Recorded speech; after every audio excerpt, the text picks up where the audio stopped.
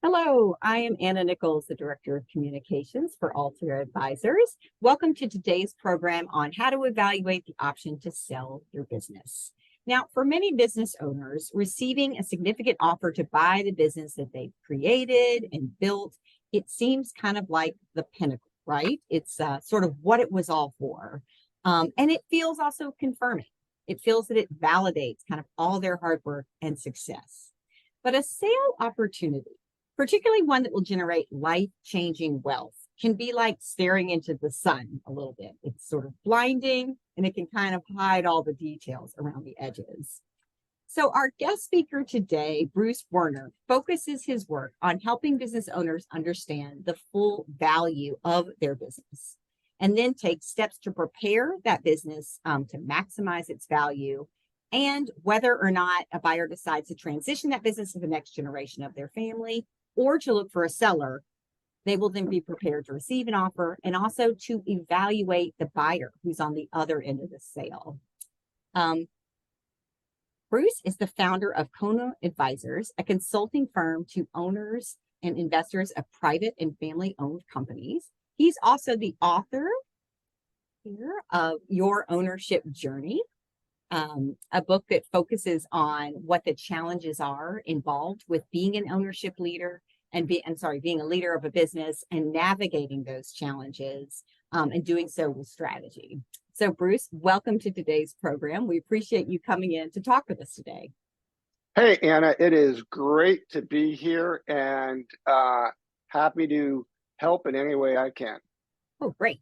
I'm going to put us on full screen just so people can see us a little bit better and dive into questions.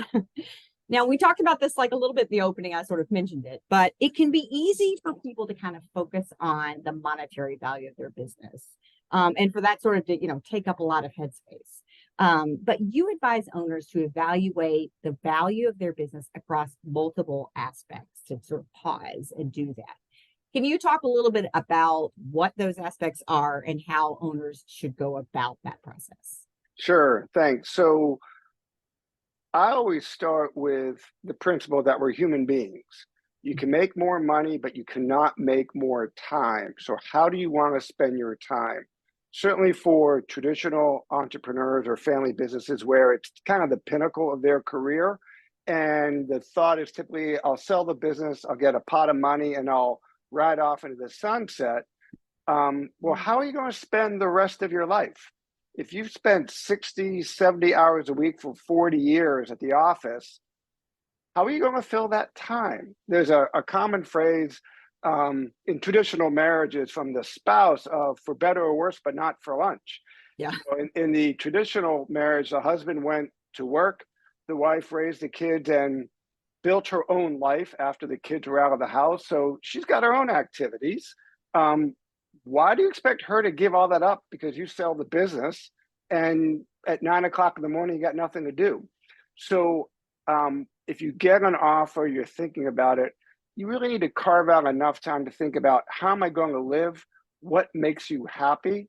I like to drive home the point of how do you make sure you have no regrets? Because a life well lived is really the gift. And we all know you can't take it with you. So I always start with that principle to orient. Then back from there, I deal with what I call the keep sell decision. If you have an unsolicited offer or you're not sure, I encourage people to build a decision tree of keep versus sell. And on the keep part, what are all the branches? How do I grow my business? Do I have the staff? Can I sleep at night? Do I need more capital?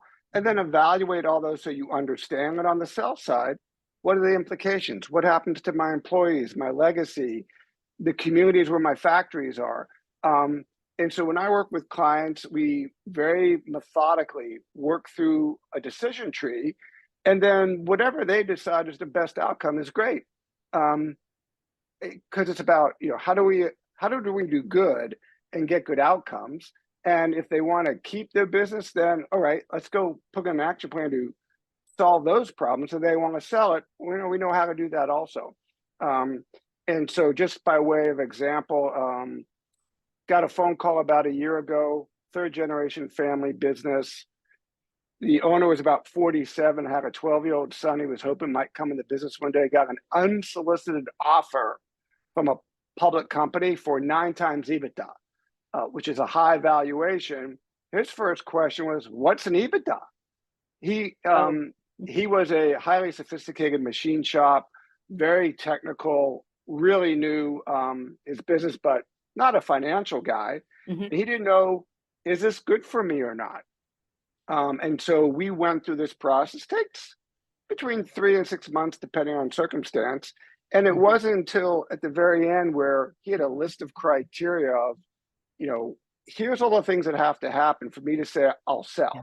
Yeah. And it wasn't until we went through all of it that he finally took a step back, slept down, and said, okay, I can sell. And we got a great outcome for him. Okay. Yep. And there's other cases where, with some folks, and certainly in your business, if you don't get a pot of money, you want to make sure, pardon the phrase, that, you die before you run out of money, although you don't want that to happen too soon. So if you have a business, but it doesn't give you the financial security you need for true retirement, then you still own your business. Let's improve it and get you to where you do have the financial security that you want so you can sleep at night. So I always start with that kind of framework because, typically a couple years after you sell the business, you don't actually remember how much money you got.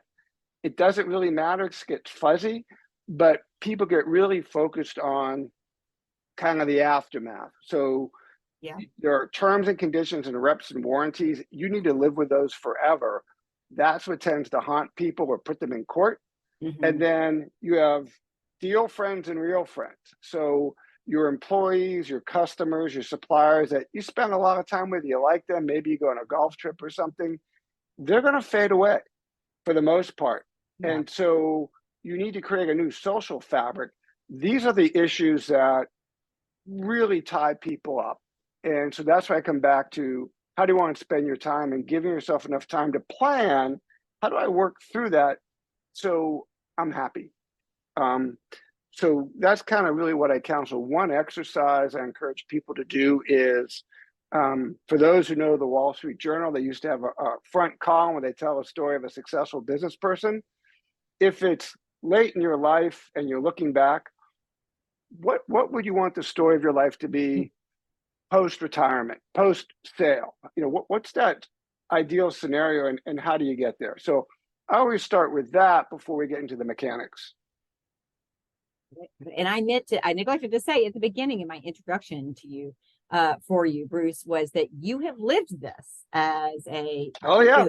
third generation family member, that Yep. your family went through the sale of their business. So part of the reason I call on you when these questions come up is because you've got direct firsthand experience there. So I know. And we had 110 shareholders from Paris to LA, and we had 10 of us in the boardroom. So we had a good run. We sold at the right time for the right reason, but I was younger when we sold it, so I've lived through this for 25 years, and I've seen lots and lots of other people. So just keeps coming back to some basic principles. Yeah. Okay, that's great. One thing that I've seen, having worked with business owning families for a long time, is that sometimes it's hard for business owners to realistically evaluate their business. And it's because they have this, this huge personal stake in it. They're so close to it and they love it. When you're helping people get a sense of like, what is your business actually worth? How do you go about that? Whether someone's way high or maybe they're too low, how do you go in and help people take a step back and sort of see the forest from the trees? Right. So the most important principle is a business is only worth what a willing buyer will pay for it, whatever that may be. Yeah. So whether you think it's worth this or this is irrelevant. It's what would a buyer pay? And a big surprise to owners is buyers look at their businesses very different from they do. Most of them will want to do something different with your business than what you're doing, because that's what it is. So when you sell control, you sell control. And we went through this experience. Once we decided to sell control, it became get as much money as you can, because there ain't no more. Yeah. If you bring in a minority partner and you're still controlling, that's different. And Mhm. those serve different purposes. But most people, once they decide to bring in a partner, it's, they're getting out and they're really, getting ready to move to the next point in life. So one is something worth what a willing buyer will pay. Second is you want, go get a valuation. There are firms that will give you valuations, and there's two types. There's valuations for estate planning purposes, which tend to drive it lower. That's not what I'm talking about. Yeah. Or a market-based valuation. And for those may cost $5 or $10 or $15,000, and that may or may not be worth it. The thing I always encourage is talk to the investment bankers who know your industry. They make the market. Yeah. Yeah. They're talking to They all the know. buyers and the sellers. They know where multiples at. For businesses, certainly for businesses over $2 million of EBITDA, Mhm. the banks will want to represent you in a sale process. If you're $1 million to $2 million of EBITDA, there's a couple small investment banks that'll take it, and below that, it goes to brokers, and that's kind of a different part of the market. But what we're talking about are businesses over 2 million of EBITDA where you can have a banking process. Bankers are always happy to talk to prospective clients. And I always tell people, if you don't like what you hear, you still own the business. Go do something about it. Yeah. Yeah. And I think that kind of leads into my next question, which is, as a consultant to privately held businesses, what are some of the common blind spots that owners tend to have? Like, what are the typical things that you have to help owners with to get their businesses in shape to attract buyers? Because I know you'll even go in, I think you've even gone in to like do some temporary management of some of these businesses Sure, and things. But yeah, sure. I know a lot of what you help people with is getting stuff in place or getting things in shape. So can you talk a little bit about Yeah. that? So let's put it into two buckets. The three big drivers of value are your revenue growth rate, your EBITDA percentage, and the quality of your management team. And you need to say, this is what people want, because the higher my growth rate, the higher my EBITDA, the higher my multiple is. The business Yeah. is worth more, and I have to deliver a strong management team. If I don't, I have holes in my management team, I'm gonna get docked. So I always Yeah. start with, what's your growth story? What's your profitability? Let's, work that through and figure out, what it is and how to present it. The truth is, once you pick an industry to compete in, the industry actually determines your natural growth rate and profitability. So for you to be way above that as a disruptor, you got to be doing something really special. So I understand that. So I go through that. Then certainly on the more tactical side is all your books and records, your accounting, are they, most private companies don't use GAAP accounting because they don't have to. Yeah. You wouldn't do an audit unless you were required to. And buyers know that. So if your accounting processes are really off GAAP, Hmm. you need to go examine that. So a lot of times we'll say, why don't you do a quality of earnings report, which is kind of looking for all the skeletons in the closet, Yeah. and then you can go clean it up before you go to market. It also gives buyers a little more confidence that you have your act together. Yeah. Yeah. So books and records, certainly anything that is a risk. So if you have environmental issues, if you have compliance issues, if you have an HR manual but don't know where it is and don't follow it, those are all red flags. Right. And so there's lots and lots of checklists of, here's all the questions you're going to get asked. Let's just try to get them in order. Okay. I think that's good. Yeah. And what do you see in terms of the sales process itself? What do you see as kind of surprises or maybe misunderstandings that tend to pop up? What are kind of the unanticipated parts of the sales process that you see come to owners that they're not Sure. ready? So I always say it's a marathon followed by an uphill sprint. It's exhausting. It's a second job. Yeah. And don't underestimate that. Secondly is, when you're in process, you will report your P&L every month. If you have any hiccups from expectations, you're at risk of being retraded. And there are some less scrupulous buyers who are, their plan is to get you, make you an offer, take you off the market, and then trade you down. And so you can't miss your numbers, whatever it is. I mentioned, the diligence and legal process can be exhausting, and buyers look at businesses differently than sellers, and so smart sellers try to figure out how they're going to look at it, what they're going to do with it, and how to use that to position or to kind of deal with it. Um, there's always a couple. There's always a couple surprises along the way that no one can anticipate, and like you can't make the stuff up. And so I always say is stay a little flexible. A really important point is have very specific goals before you start, such as my goal is to maximize my net proceeds and everything else is second, or I want to preserve the legacy of the business and take care of my key employees, and I'm willing to give up money for that. Yeah. Because as you go through the process and negotiations go on, things get batted around. It's like being, in a storm-tossed boat at sea. Is your head's going to spin. But if you have a North Star to stay focused on, you'll get through those storms much better. Right. Yeah. And, one of the things I've seen happen with a few, business owners, especially recently here, is, they start off pretty happy with whoever the buyer is of their business. And I feel like sometimes that can go downhill as they get further in the process. Are there things that Always you happens. advise? Yeah. Are there things that you would say business owners need to do to evaluate potential buyers?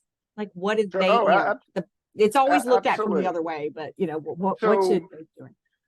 Picking up from the last point to transition, certainty of close is a huge issue for sellers. So when you get an offer and you get this big number and your eyes pop open, buyers want to get you hooked on a number and kind of forget about everything else. And as they get into diligence and terms and conditions, all these other issues come out like, oh, I hadn't thought about that, and people get apprehension. What really happens is at the beginning of the process, you feel good about yourself. The process is 6 to 9 months. I have one that's 2 years in the making for the wrong reasons. The longer it stretches out, the seller is at risk because you're spending a lot of money, you're highly distracted, it's very stressful, and the buyer, it's not a deal until they sign. I had a deal last year where 11 o'clock the night before, after 9 months, buyer just said no, flipped out, walked away, and we're like, we're signing tomorrow. No, we're not. You got nothing. And so certainty of close is a premium as you move through it. And I spoke about the North Star. Mm-hmm. That's about risk management you need to think about. Diligence is a two-way street. Traditionally, the buyers get the first turn to ask all the questions they want. And certainly if it's a financial buyer, they will never stop asking questions. That's just their DNA. Yeah. They're doing their job. But it's a two-way street, and you should not feel embarrassed to ask pointed questions. I always encourage, if it's a financial buyer, tell me about deals that went bad and how you handled it. How are you going to behave when the chips are down? Because that's what matters. Certainly, you want to talk to other companies they've bought if they're financial buyers of what do these guys really like to live with? Because you're getting married. It's rare to sell a business and literally walk away. It does happen, but there's always a commitment to provide smooth transition of management. And so, if not, continue to run the company. You can sell control and still be the CEO. So financial buyers will introduce you to some of their current CEOs who are all going to say good things about them, right? They're not going to tell you the bad ones. So you need to dig a little bit to find out what reputations are like.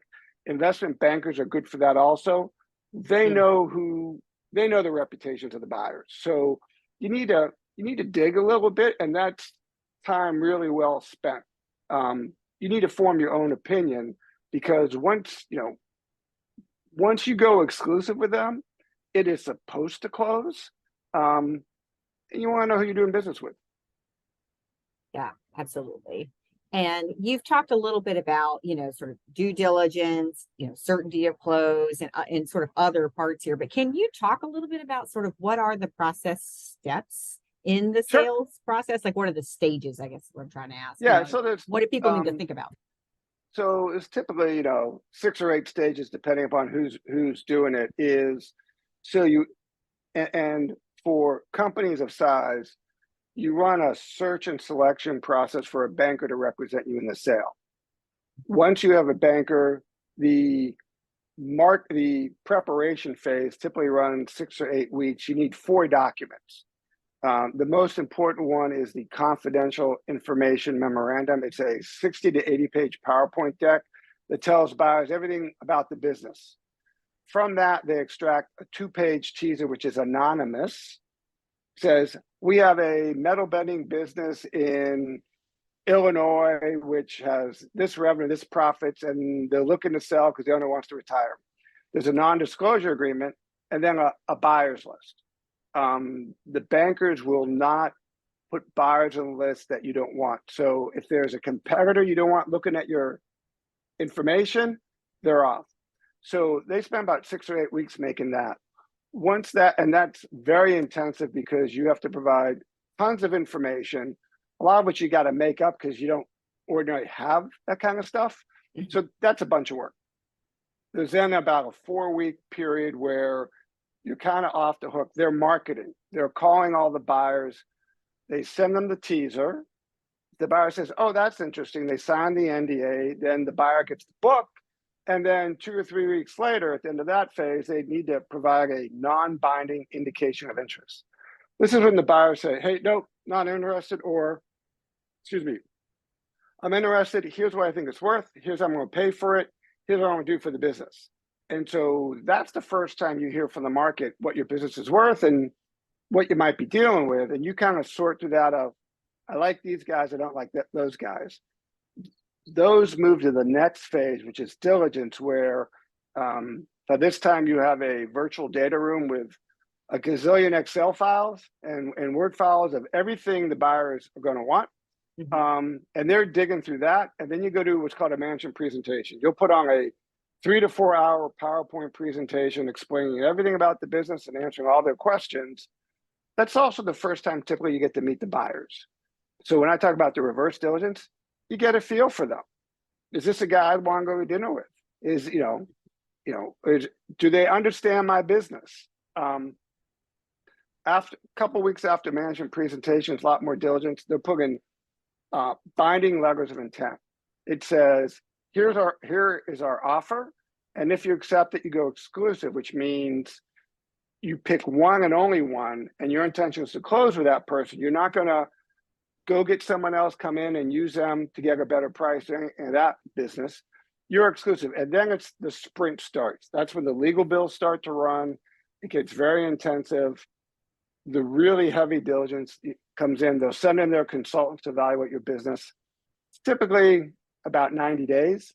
And at the end of that, you have the closing where docs are signed, money changes hand, and you're in the next stage. So I tell people 6 to 9 months. Okay. And that's got to be hard to swallow, I would think, as an owner too. I've had this big business and people are poking holes all over it. I just feel like that's emotionally hard to take on. It is emotionally wrenching. They'll tell you what you think, and they're not there to make you feel good. Right. Yeah. Okay. So something to be prepared for. All right. So if you've done all this and you've again been in a family where you've done all this, what's your recommendation to owners once the sale is completed? And like you said, you may have then kind of signed on to be on management or to help with the transition over a set period of time. But you wake up the next Monday morning, what's your kind of advice to people for the next chapter now that the sale is completed? So going back to opening comments, how do you want to live your life?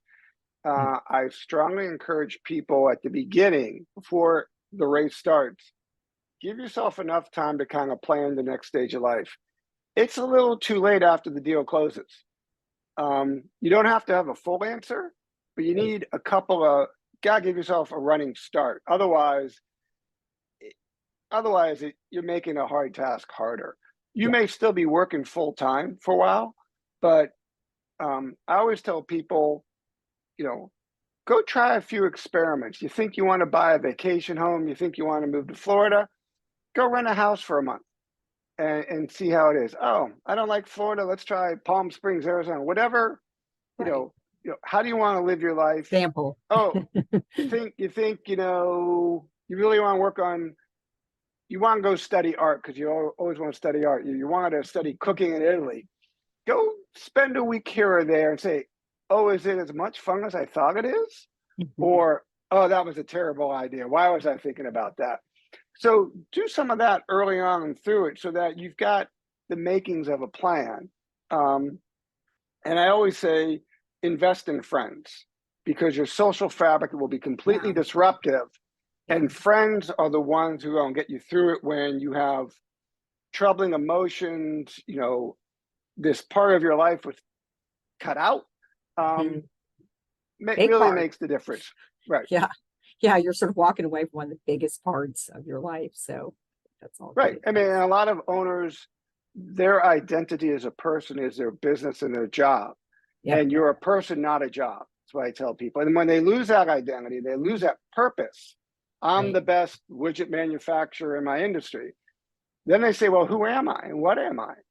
That's the hard part. So I encourage people to, put themselves first in the process and think about those things while you're certainly very busy doing everything else. And I think that's actually a good point too. So I think people a lot of times think, once the sale goes through, I'll have all the time in the world to come up with a plan. So I'll just put it off. Disaster. Yeah, I know, but that's the temptation. That's right. That tends not to work out as well as you hope. Agreed. Yeah. All good advice. Well, Bruce, this has been really helpful. We appreciate you being here with us today. And Bruce, thanks for having me. Works with some of our clients, and we always look to you for advice, and we appreciate you coming on. And this recording is available on our website and will be sent out to our clients. So thanks everyone for joining us, and have a great afternoon. Thanks everybody. Bye.